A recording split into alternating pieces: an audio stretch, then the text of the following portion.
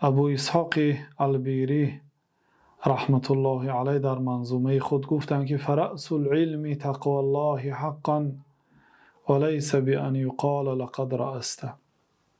رأس علم یعنی اساس علم. رأس در لغت عرب به معنای سر، یعنی سر علم به معنای اساس علم. این تقوای الله است در حقیقت.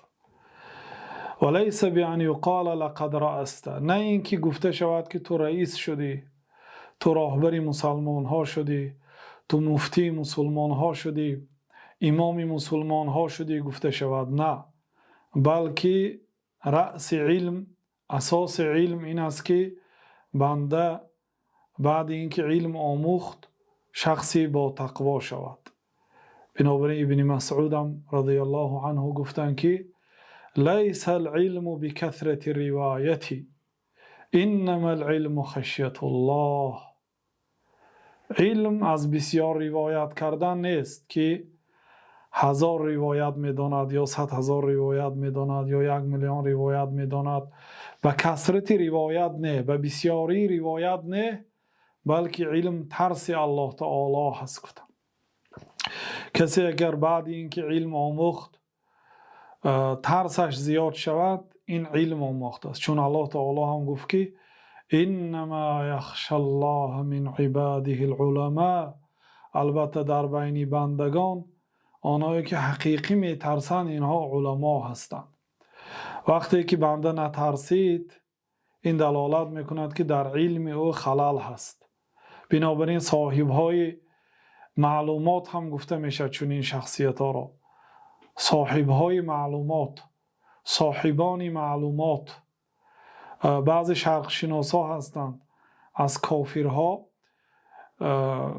مثلا دانشگاه های عالی عاید شرق شناسی تعلیم میگیرند، درباره اسلام میآموزند 4 سال یا 5 سال. بعد این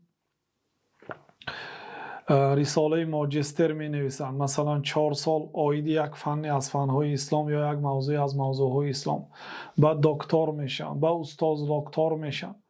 همین گونه 60 سال 70 سال عمر خود را در آموختن علمهای شریعت صرف کرده است، لیکن او کافر است. او نه نماز میخواند، نه به یگانگی الله تعالی ایمان دارد، نه به شریعت ایمان دارد، لیکن وظیفه اش آموختن شریعت هست. همین خیلی در دانشگاه های غرب دانشگاه های هست به نام شرق شناسی، یعنی که آنها غرب هستند و شرق را میشناسند که اسلام از شرق به دنیا ظهور کرد. یعنی مکه، مدینه، اینا شرق حساب میشه تا خطای. خلاصه آنهایی که علم شریعت را می آموزند، خواه علم حدیث است، خواه علم تفسیر است، خواه علم لغت هست، ولی عمل به این علم ندارند، اینها رو می شود گفت صاحبان معلومات نه عالم، چون که علم آنها ترس آنها را زیاد نکرد. خب بنابراین گفتن که اساس علم این است که انسان ترسد وقتی که علم گرفت.